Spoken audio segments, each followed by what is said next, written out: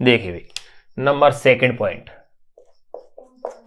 इसी के अंदर अपन पढ़ रहे हैं, वो है द्रव्यमान ऊर्जा तुल्यता।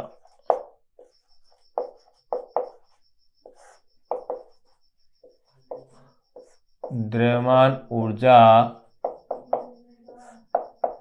तुल्यता। द्रव्यमान ऊर्जा तुल्यता क्या कहती है? देखो, इसके बारे में आइंस्टीन ने कहा कि द्रव्यमान ऊर्जा में संबंध यह है E equal to m c square, जहां m उसका द्रव्यमान है और c क्या है? निर्वात में प्रकाश का वेग है। चलो इस पॉइंट को अपन लिख लें तो अपन कह सकते हैं आइंस्टीन के अनुसार, अल्बर्ट आइंस्टीन, पूरा नाम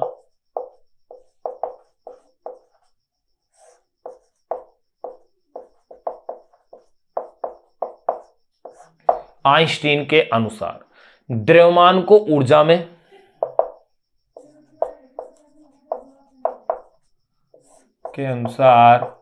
द्रव्यमान को ऊर्जा में वे ऊर्जा को द्रव्यमान में। आइंस्टीन के अनुसार द्रव्यमान को ऊर्जा में, वे ऊर्जा को द्रव्यमान में बदला जा सकता है।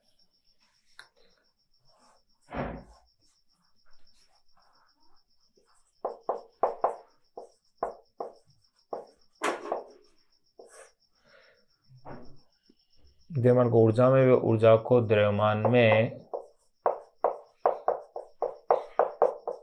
में रूपांतरित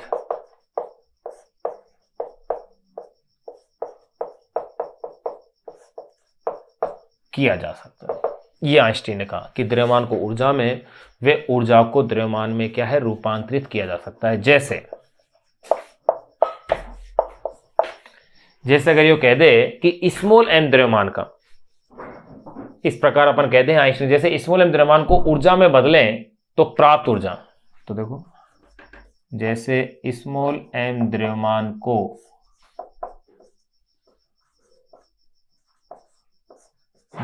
को ऊर्जा में, जैसे स्मॉल m द्रव्यमान को ऊर्जा में रूपांतरित करें, तो यदि स्मॉल m द्रव्यमान को ऊर्जा में क्या करें अपन? रूपांतरित करें, तो प्राप्त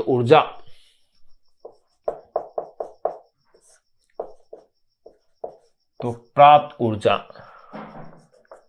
E equal to m c square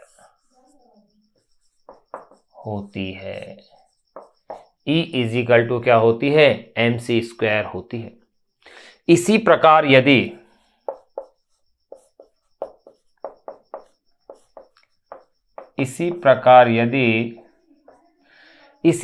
यदि ऊर्जा को द्रव्यमान में बदला जाए, इसी प्रकार यदि ऊर्जा को द्रव्यमान में बदला जाए या रूपांतरित किया जाए, तो द्रव्यमान, तो देखो द्रव्यमान का क्या फॉर्मूला बनता है? m equal to E upon में सी स्क्वायर।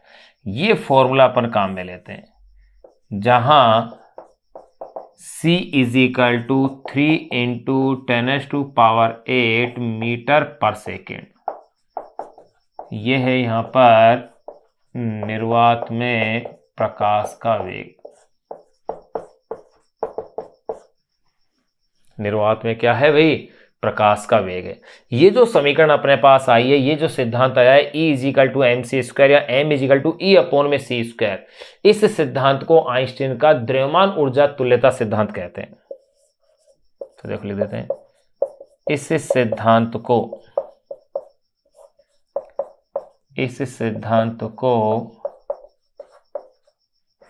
आइंस्टीन का द्रव्यमान ऊर्जा,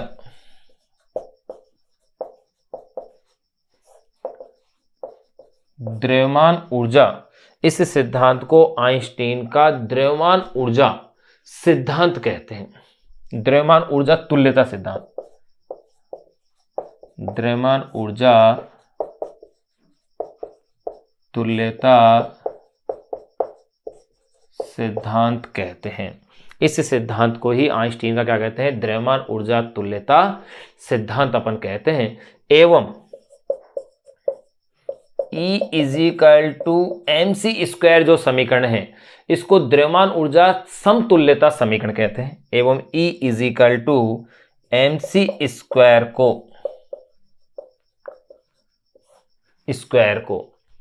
को अपन द्रव्यमान ऊर्जा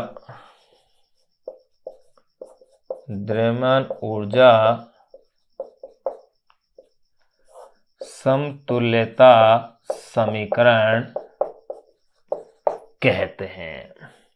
अब एक बात देखिएगा, अगर 1 ग्राम द्रव्यमान को अगर ऊर्जा के रूप में रूपांतरित कर दिया जाए पूरी तरह से, तो उससे कितनी ऊर्जा प्राप्त होगी अपन इससे कैलकुलेट कर सकते हैं। देखो कैसे, देखो 1 ग्राम या यूं कह सकते हैं अपन 1 किलो भी कह दें, चलो 1 किलो ले लेते हैं, 1 ग्राम, चलो 1 ग्राम कह देते हैं। 1 ग्राम द्रव्यमान को पूर्णतः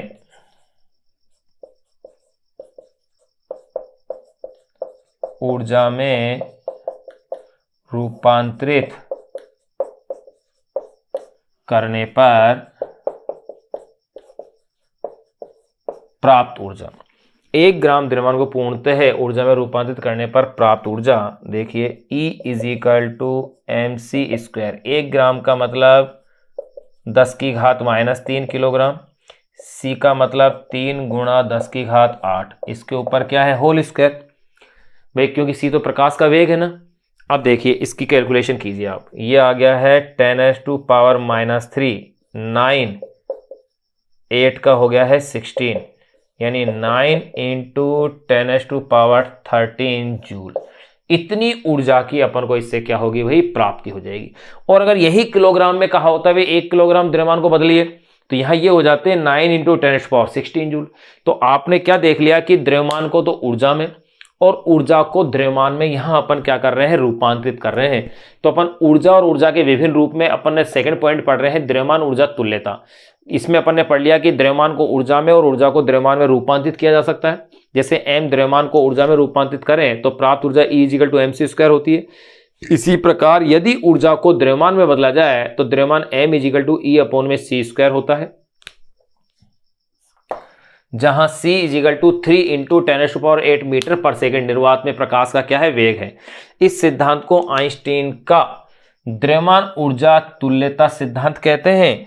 और एवं E इजिकल टू mc² को द्रव्यमान ऊर्जा समतुल्यता समीकरण कहते हैं। ये अपन ने जान लिया।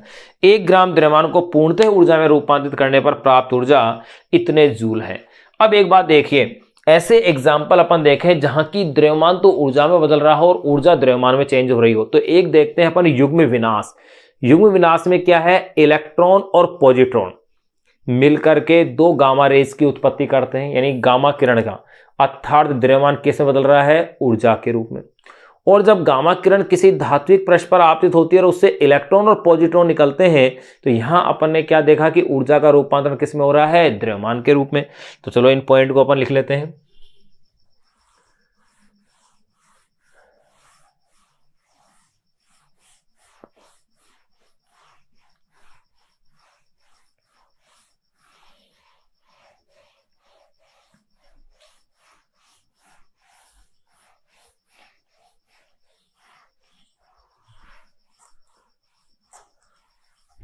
देखें भाई,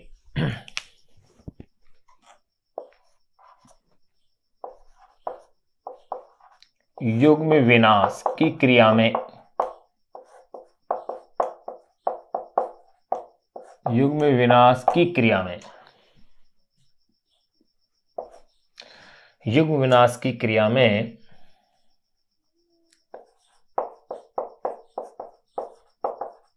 इलेक्ट्रॉन व पॉजिट्रॉन संयुक्त होकर, युग्म विनाश की क्रिया में इलेक्ट्रॉन व पॉजिट्रॉन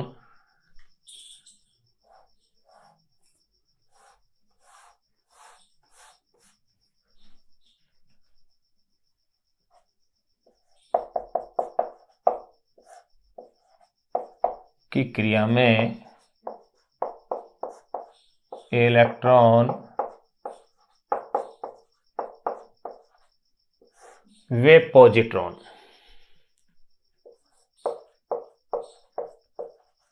संयुक्त होकर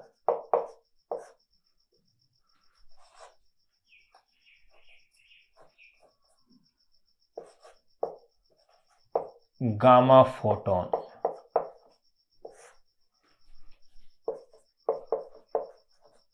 उत्पन्न करते हैं। युग्म विनाश की क्रिया में इलेक्ट्रॉन व पॉजिट्रॉन, पॉजिट्रॉन क्या है? इलेक्ट्रॉन का ऑपोजिट कण होता है। गामा फोटोन उत्पन्न करते हैं अर्थात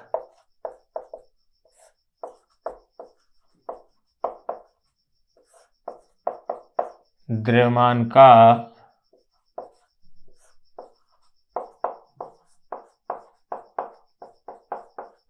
ऊर्जा में रूपांतरण होता है। फिर अगला एक एग्जांपल देखें, युग्म उत्पादन। युग्म उत्पादन की क्रिया में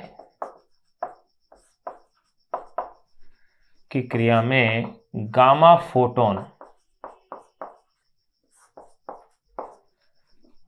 फोटोन से इलेक्ट्रॉन व पॉजिट्रॉन, युग्म उत्पादन की क्रिया में गामा फोटोन से इलेक्ट्रॉन व पॉजिट्रॉन की उत्पत्ति, युग्म उत्पादन की क्रिया में गामा फोटोन से इलेक्ट्रॉन व पॉजिट्रॉन की उत्पत्ति होती है अर्थात ऊर्जा का द्रव्यमान में रूपांतरण होता है। ये लो भाई, द्रव्यमान और ऊर्जा की समतुल्यता अपन ने यहां समझ ली है, उसको जान लिया। अब अपन इसमें जानेंगे ऊर्जा के विभिन्न रूपों को नंबर थर्ड के रूप में। तो देखिए भाई, नंबर फर्स्ट तो अपन ने जाना कि ऊर्जा है क्या, इसके मात्रक क्या क्या थे। फिर नंबर सेकंड में अपन ने जाना ऊर्जा और द्रव्यमान की समतुल्यता, और नंबर थर्ड में अपन जब जानेंगे वो होगी ऊर्जा के विभिन्न रूप, ये वाला टॉपिक।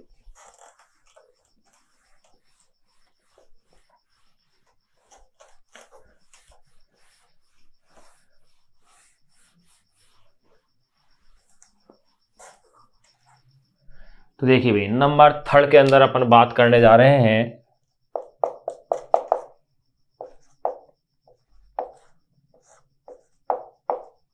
ऊर्जा के विभिन्न रूप, डिफरेंट फॉर्म्स ऑफ एनर्जी। इसके अंदर देखिए नंबर वन, सबसे पहले अपन ऊर्जा के बहुत सारे रूप हैं, इसमें नंबर वन पहले अपन बात कर रहे हैं यांत्रिक ऊर्जा की। यांत्रिक ऊर्जा यानी कि मैकेनिकल एनर्जी। देखिए भाई, यांत्रिक ऊर्जा या मैकेनिकल एनर्जी है क्या, इसको परिभाषित करें तो ध्यान रहे, गतिज ऊर्जा और स्थिर ऊर्जा क्या है, यांत्रिक ऊर्जाएं हैं।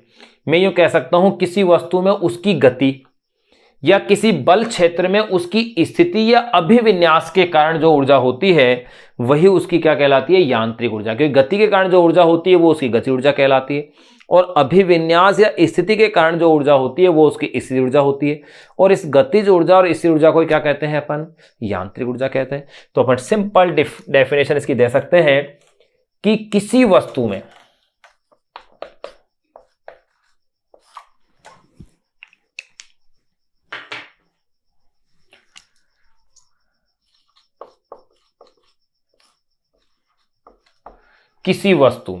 उसकी गति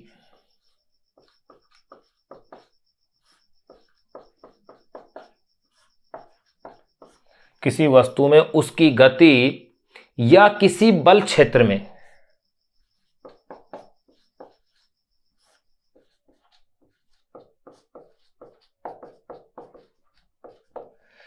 किसी वस्तु में उसकी गति या किसी बल क्षेत्र में उसकी स्थिति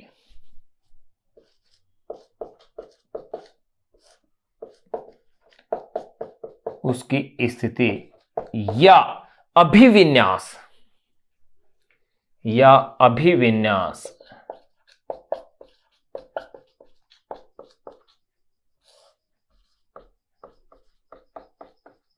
या अभिविन्यास के कारण जो ऊर्जा होती है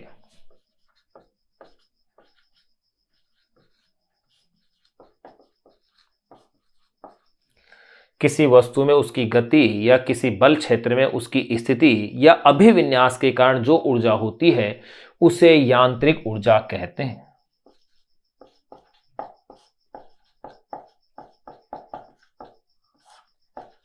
उसे यांत्रिक ऊर्जा कहते हैं। ध्यान रहे, गतिज ऊर्जा और स्थिर ऊर्जा क्या है? यांत्रिक ऊर्जा के उदाहरण है। गतिज ऊर्जा और स्थिर ऊर्जा क्या है? यांत्रिक ऊर्जा है।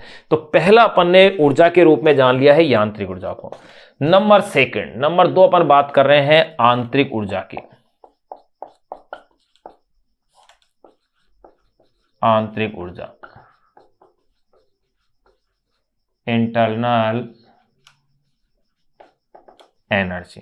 देखो भाई, आंतरिक ऊर्जा या इंटरनल एनर्जी होती क्या है? किसी भी वस्तु में उसके ताप या अंतराण्विक बलों के कारण संचित जो ऊर्जा है, संचित गतिज ऊर्जा ही क्या कहलाती है? आंतरिक ऊर्जा कहलाती है। तो मैं कह सकता हूं किसी वस्तु में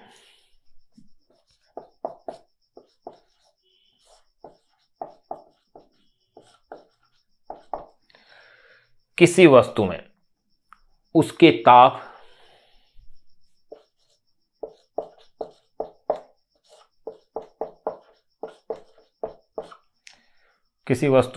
ताप या जो कह सकता हूं अंतराण्विक बलों, किसी वस्तु में उसके ताप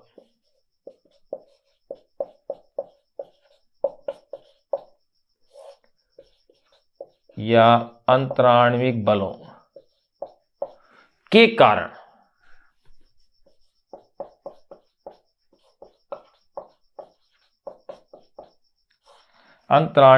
के कारण संचित की गई ऊर्जा के कारण संचित की गई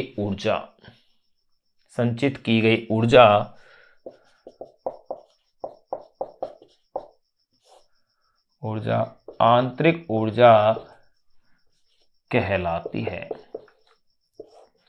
और ये जो आंतरिक ऊर्जा होती है वो अणु या परमाणु की गतिज ऊर्जा और स्थिर ऊर्जा का क्या है? योग है। तो मैं कह सकता हूं, क्या कहा मैंने? आंतरिक ऊर्जा को किसी वस्तु में उसके ताप या अंतराण्विक बलों के कारण संचित की गई ऊर्जा आंतरिक ऊर्जा यानी इंटरनल एनर्जी कहलाती है। यह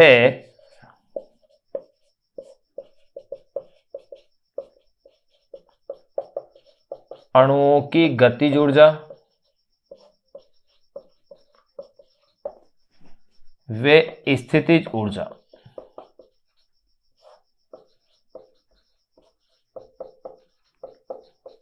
का योग होती है। यह अणुओं की गतिज ऊर्जा व स्थिर ऊर्जा का क्या होती है? योग होती है। तो अपने देखो 2 ऊर्जाएं तो अपने जान ली है, पहली यांत्रिक ऊर्जा और दूसरी अपन ने जानी है आंतरिक ऊर्जा। फिर नंबर 3 अपन तीसरी ऊर्जा की बात कर रहे हैं, ऊष्मीय या तापीय ऊर्जा। ऊष्मीय या तापीय ऊर्जा यानी कि थर्मल एनर्जी।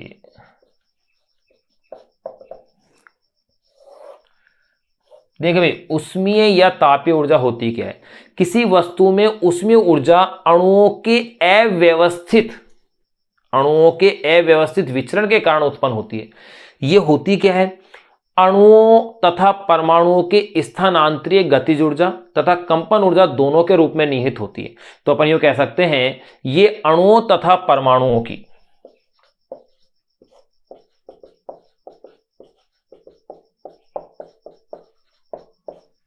यह अणुओं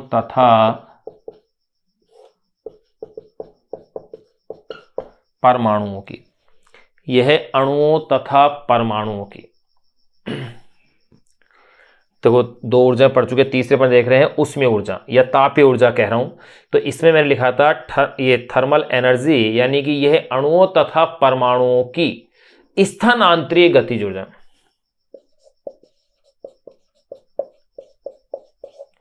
परमाणुओं की स्थानांतरीय गतिज ऊर्जा तथा कंपन ऊर्जा दोनों के रूप में निहित होती है। गतिज ऊर्जा तथा कंपन ऊर्जा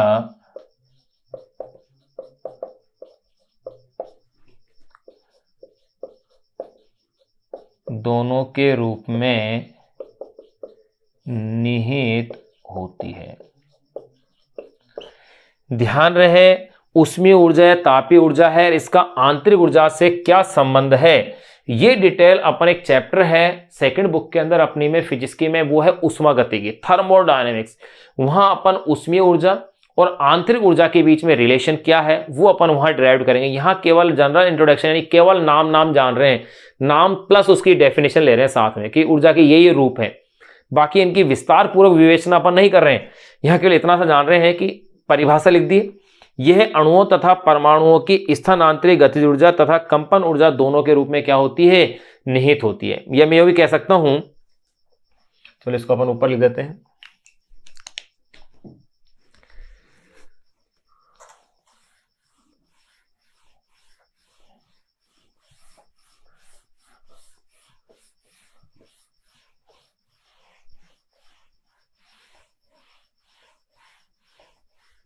तो देखिए भाई, ऊर्जा के दो रूप अपन जान चुके थे, यांत्रिक ऊर्जा अपन जान चुके थे, आंतरिक ऊर्जा जान चुके थे। तीसरा अपन पढ़ रहे हैं उष्मीय या तापीय ऊर्जा। इसमें मैंने लिख दिया यह अणुओं तथा परमाणुओं की स्थानांतरीय गतिज ऊर्जा तथा कंपन ऊर्जा दोनों के रूप में क्या होती है, निहित हो रही है। इसी से आगे पॉइंट में यहां लिख रहा हूं। अब इसी में आगे अपन ये कह सकते हैं किसी वस्तु में उष्मीय ऊर्जा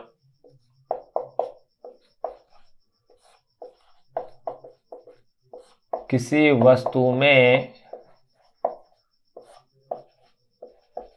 उष्मीय ऊर्जा, किसी भी वस्तु में जो उष्मीय ऊर्जा है, यूं कह सकते हैं अणुओं के अव्यवस्थित विचरण के कारण, किसी वस्तु में उष्मीय ऊर्जा अणुओं के अव्यवस्थित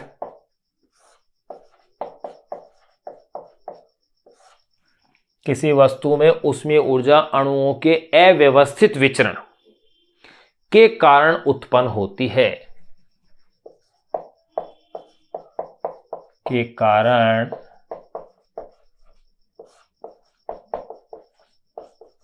उत्पन्न होती है। फिर देखें ऊर्जा के रूपों में उष्मीय ऊर्जा या तापीय ऊर्जा अपन ने जान ली, आंतरिक ऊर्जा जान ली। इनमें रिलेशन अपन उष्मागतिकी वाले चैप्टर है वहां अपन समझेंगे इसको। यहां तो अपन केवल इसकी डेफिनेशन है उसी की अपन केवल चर्चा कर रहे हैं। अब देखिएगा भाई, नंबर कितनी जान चुके अपन, 3। पहली यांत्रिक ऊर्जा, दूसरी आंतरिक ऊर्जा, तीसरी उष्मीय ऊर्जा। नंबर 4 चौथी ऊर्जा के रूप की अपन बात कर रहे हैं, वो है रासायनिक ऊर्जा।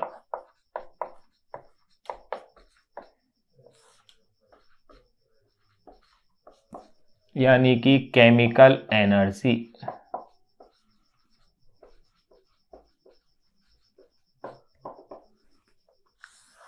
रासायनिक ऊर्जा केमिकल एनर्जी होती क्या है? रासायनिक क्रियाओं से मिलने वाली ऊर्जा है वो केमिकल एनर्जी होती है, जो कि वास्तव में उनके बंध के रूप में, बॉन्ड के रूप में होती है। जब वो बॉन्ड टूटते हैं तो ये ऊर्जा क्या होती है? मुक्त होती है। तो अपन क्या कह सकते हैं, रासायनिक ऊर्जा को डेफिनेशन के रूप में अपन लिखना चाहें तो अपन सिंपल ये कह सकते हैं कि रासायनिक क्रियाओं में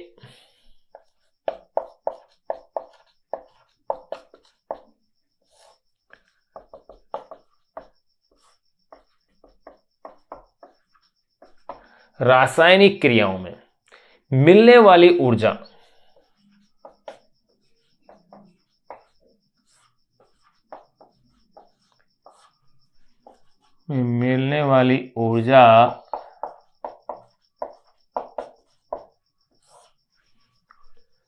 रासायनिक ऊर्जा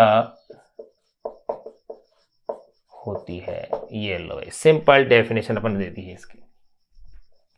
केवल परिभाषा तक ही अपन अभी यहां सीमित हैं, डिटेल अपन इनकी जान नहीं रहे हैं अभी।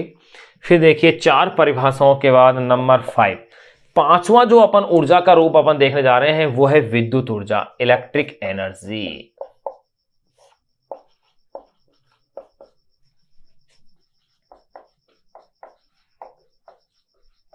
इलेक्ट्रिक एनर्जी, देखो भाई यहां तो अपन केवल परिभाषा दे रहे हैं, डिटेल आप इसकी 12वीं में पढ़ेंगे। 12वीं में पूरा एक चैप्टर है विद्युत का, ठीक है ना, वहां आप इसको पूरी तरह से विस्तार से पढ़ेंगे कि विद्युत ऊर्जा होती क्या है। यहां पर केवल परिभाषा दे रहे हैं सिंपल सी, कि विद्युत क्षेत्र में क्या कह सकते हैं, या यूं कह सकते हैं विद्युत आवेश को विद्युत क्षेत्र में एक बिंदु से दूसरे बिंदु तक ले जाने में जो कार्य होता है वही वास्तव में क्या है, विद्युत ऊर्जा है। तो एक सिंपल डेफिनेशन, वहां तो अपन पूरा एक डेरिवेशन, पूरा एक फॉर्मूला पढ़ेंगे, इसके सवाल भी करेंगे, 12वीं में तो पूरा टॉपिक है, लेकिन यहां केवल परिभाषा तक अपन सीमित हो रहे हैं। तो मैं क्या कह सकता हूं, विद्युत आवेश को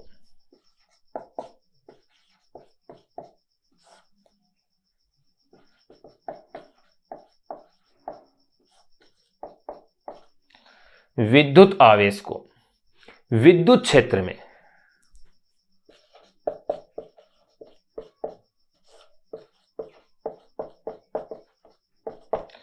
विद्युत आवेश को विद्युत क्षेत्र में एक बिंदु से दूसरे बिंदु तक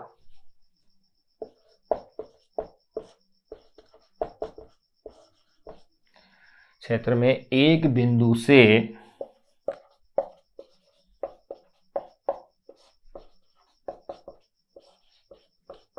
दूसरे बिंदु तक, विद्युत आवेश को विद्युत क्षेत्र में एक बिंदु से दूसरे बिंदु तक ले जाने हेतु, दूसरे बिंदु तक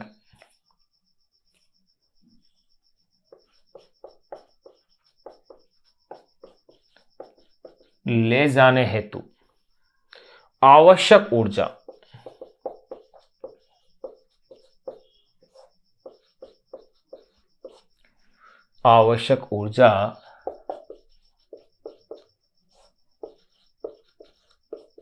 विद्युत ऊर्जा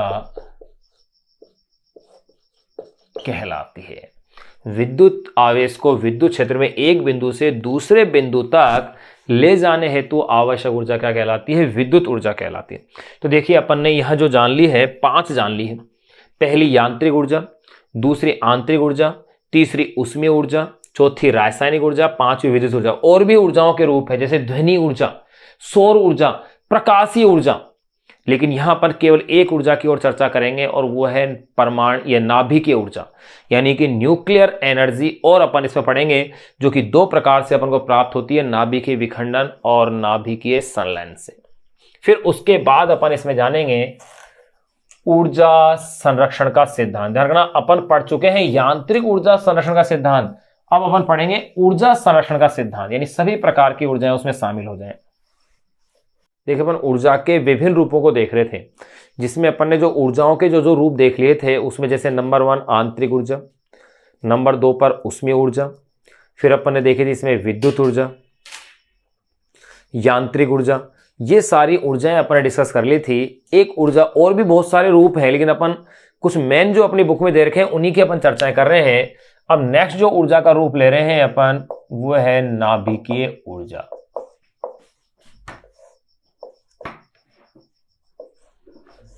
नाभिकीय ऊर्जा यानी कि न्यूक्लियर एनर्जी। देखिए भाई, नाभिकीय ऊर्जा है क्या?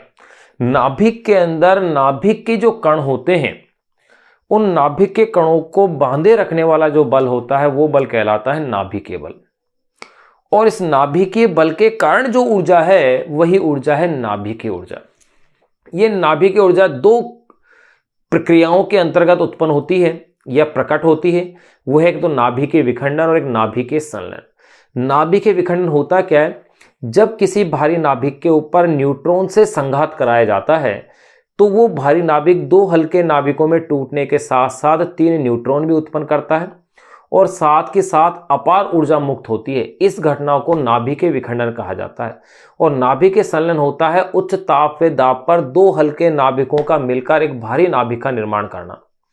ये दोनों प्रक्रियाएं विस्तार पूर्वक आप कक्षा 12 के अंदर अध्ययन करेंगे। यहां अपन केवल इनकी डेफिनेशन जान रहे हैं। अब इस प्रक्रिया के अंदर या इन घटनाओं में ऊर्जा कैसे आती है? तो ये ऊर्जा आती है द्रव्यमान क्षति से। यानी कि जो द्रव्यमान क्षति क्या होती है कि किसी नाभिक के लिए जो वास्तविक द्रव्यमान है, यानी यूं कह सकते हैं सैद्धांतिक द्रव्यमान और प्रायोगिक द्रव्यमान दोनों में कुछ ना कुछ अंतर होता है। ये जो कुछ ना कुछ अंतर है, इस अंतर को ही क्या कहते हैं? अपन द्रव्यमान क्षति कहते हैं।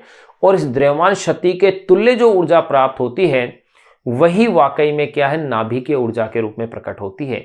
तो देखिए, जिसे अपन नाभिकीय बंधन ऊर्जा भी कहते हैं, यहां तो अपन केवल इसकी परिभाषाओं की ही बातें कर रहे हैं, ज्यादा विस्तार से अपन पढ़ नहीं रहे। तो मैं इसमें क्या लिख सकता हूं नाभिकीय ऊर्जा के बारे में?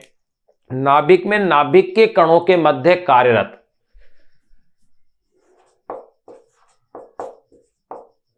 नाभिक में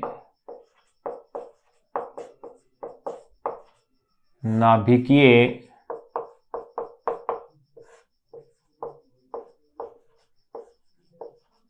कणों के मध्य, नाभिक में नाभिकीय कणों के मध्य कार्यरत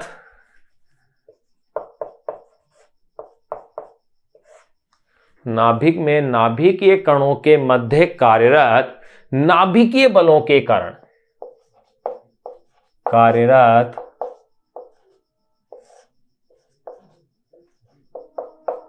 नाभिकीय बलों के कारण, नाभिक में नाभिकीय कणों के मध्य कार्यरत नाभिकीय बलों के कारण ऊर्जा को के कारण ऊर्जा को नाभिकीय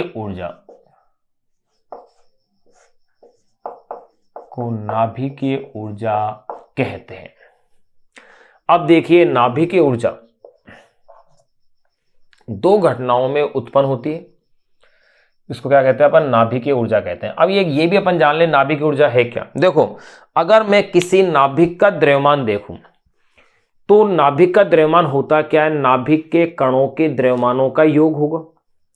लेकिन अगर प्रायोगिक रूप से अगर मैं देखूं तो वो द्रव्यमान उस नाभिक कणों के द्रव्यमानों से क्या होता है? कुछ कण होता है। यानी कि नाभिक का वास्तविक द्रव्यमान उसके नाभिकीय कणों के द्रव्यमानों से कुछ क्या होता है? कम होता है। द्रव्यमान के इस अंतर को कहा जाता है द्रव्यमान क्षति। इस द्रव्यमान क्षति के जो तुल्य जो ऊर्जा होती है उसे अपन कहते हैं नाभिकीय बंधन ऊर्जा। और यही नाभिकीय ऊर्जा के रूप में क्या होती है? प्रकट होती है। तो देखो,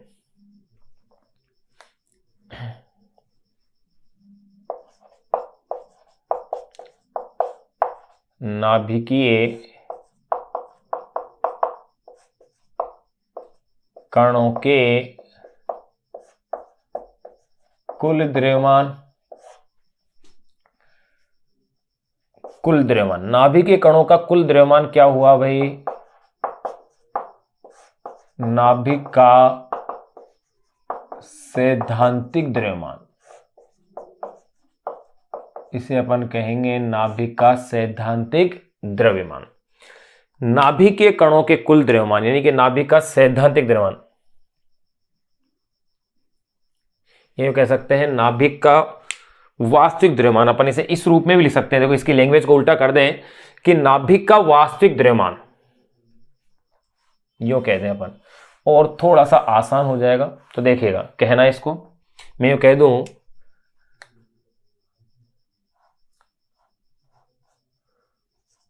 नाभिक का वास्तविक द्रव्यमान, जिसे कि अपन कहेंगे प्रायोगिक द्रव्यमान।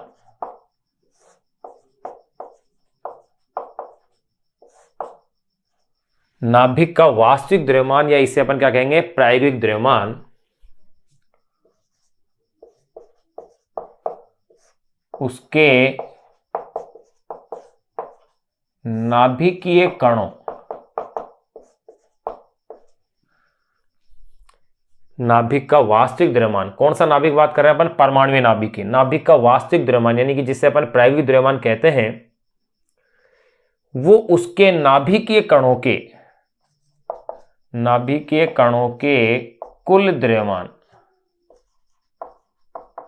नाभिकीय कणों के कुल द्रव्यमान जो कि होगा सैद्धांतिक द्रव्यमान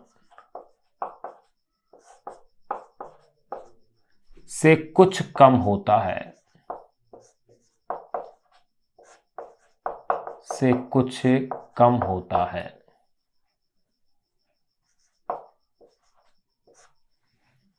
नाभिक का वास्तविक द्रव्यमान यानी कि प्रायोगिक द्रव्यमान उसके नाभिकीय कणों के कुल द्रव्यमान यानी कि सैद्धांतिक द्रव्यमान से कुछ कम होता है।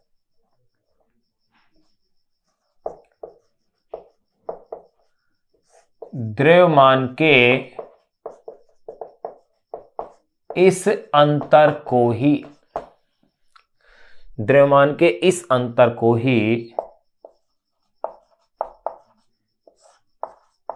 द्रव्यमान क्षति यानी कि मास डिफेक्ट डेल्टा एम कहते हैं। ये इसके अंतर को ही क्या कहते हैं? द्रव्यमान क्षति डेल्टा एम कहते हैं।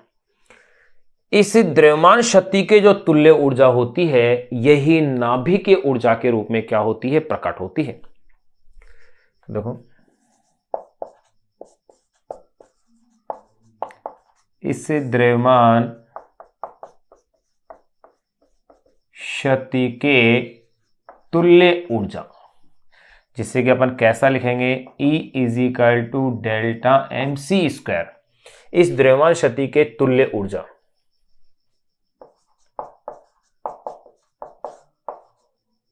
नाभिकीय ऊर्जा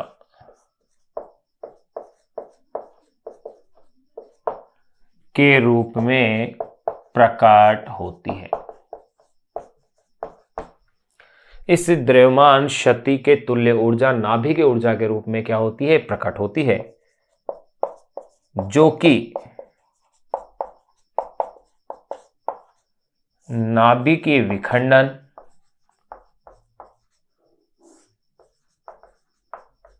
व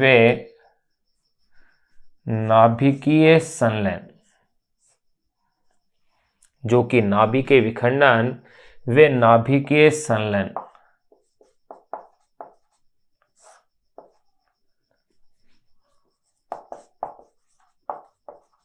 की घटनाओं में उत्पन्न होती है, जो कि नाभिकीय विखंडन व नाभिकीय संलयन की घटनाओं में क्या होती है? उत्पन्न होती है। अब देखिएगा नाभिकीय विखंडन और नाभिकीय संलयन, वैसे तो पूरा टॉपिक आपको 12वीं में पूरा एक चैप्टर अच्छे से पढ़ना है। यहाँ तो अपन एज ए केवल इनके डेफिनेशन ही जान रहे हैं, जनरल इंट्रोडक्शन अपन जान रहे हैं, ज्यादा कोई विशेष कुछ नहीं जान रहे। मेनली तो अपन को यहाँ आप नंबर डालना कि नंबर 6 एनर्जी ये नंबर है शायद, ये लो। अब देखिएगा भाई, इस द्रव्यमान क्षति के तुल्य ऊर्जा नाभिकीय ऊर्जा के रूप में प्रकट होती है, जो कि नाभिकीय विखंडन व नाभिकीय संलयन की घटनाओं में क्या होती है? उत्पन्न होती है। अब अपन बात करें नाभिकीय विखंडन होता क्या। देखो जब किसी भारी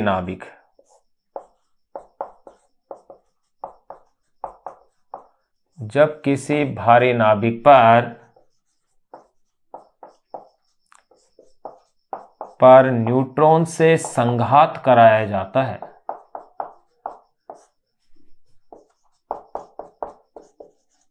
जब किसी भारी नाभिक पर न्यूट्रॉन से संघात कराया जाता है और भारी नाभिक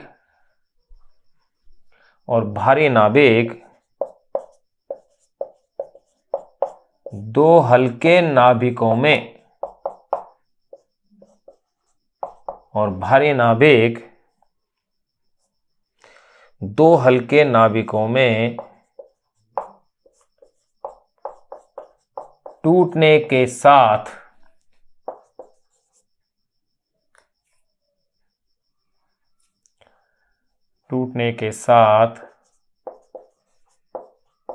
तीन न्यूट्रॉन, देखो भाई मैं संख्या वैसे न्यूट्रॉन की 3 लिख रहा हूं, लेकिन आवश्यक नहीं है कि हर नाभिकीय विखंडन में 3 ही न्यूट्रॉन उत्पन्न हो। न्यूट्रॉन 2 भी हो सकते हैं।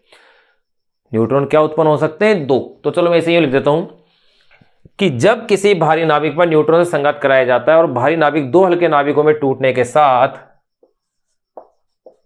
2 या 3 न्यूट्रॉन, क्योंकि न्यूट्रॉन की संख्या 2 भी हो सकती है और कितनी हो सकती है, 3 भी हो सकती है, या लेकिन कॉमनली आप जो लेते हैं क्लासों के हिसाब से वहां 3 न्यूट्रॉन वाली अभिक्रिया अपन पढ़ते हैं। और भारी नाभिक, 2 हल्के नाभिकों टूटने के साथ 2 या 3 न्यूट्रॉन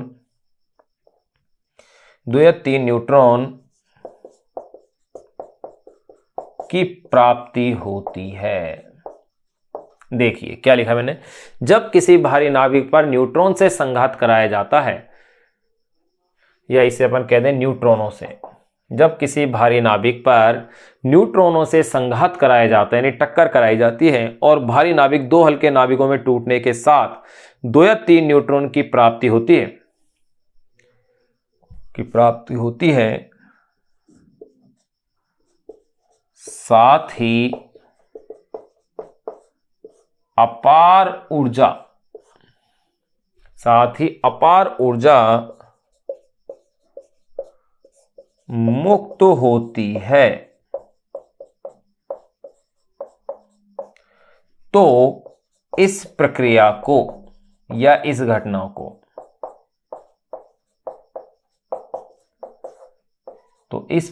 को नाभिकीय विखंडन कहते हैं।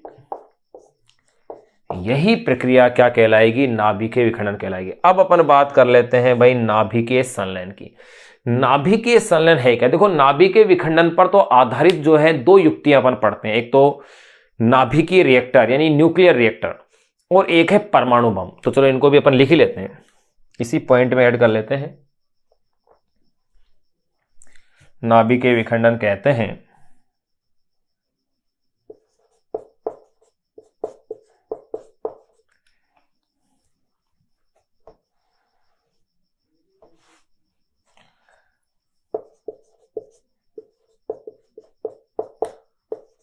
न्यूक्लियर रिएक्टर वे परमाणु बम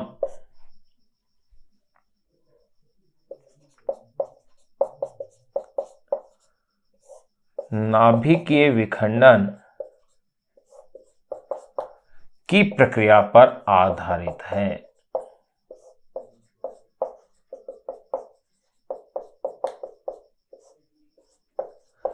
ध्यान रहे, न्यूक्लियर रिएक्टर वे परमाणु बम नाभिकीय विखंडन की प्रक्रिया पर क्या है, आधारित है।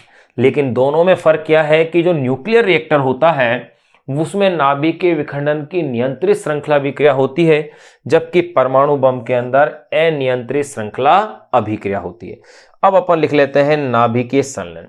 नाभिकीय संलयन के अंदर होता क्या है, उच्च ताप और दाब पर 2 हल्के नाभिक मिलकर एक भारी नाभिक का निर्माण करते हैं और अत्यधिक मात्रा में ऊर्जा क्या होती है, मुक्त होती है।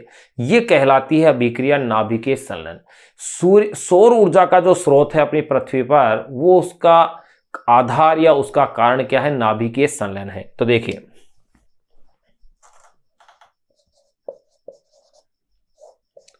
उच्च ताप व दाब पर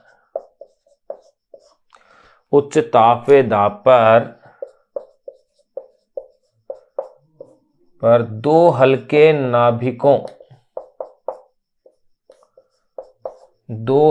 नाभिकों का मिलकर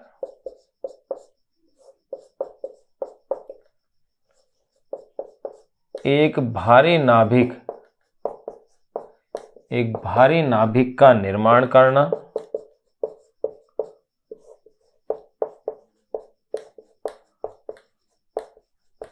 साथ ही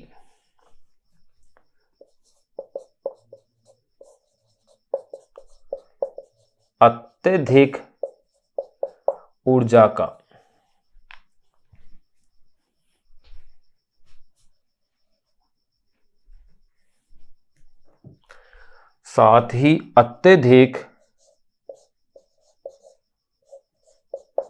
का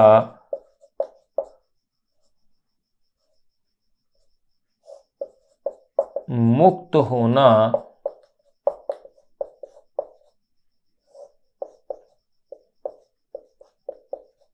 नाभिकीय संलयन कहलाता है। उच्च ताप व दाब पर दो हल्के नाभिकों का मिलकर एक भारी नाभिक का निर्माण करना, साथ ही अत्यधिक ऊर्जा का मुक्त होना क्या कहलाता है? नाभिकीय संलयन कहलाता है। अब देखिएगा, सौर ऊर्जा का स्रोत क्या है? नाभिकीय संलयन ही है। लिख देते हैं भाई, सौर ऊर्जा का स्रोत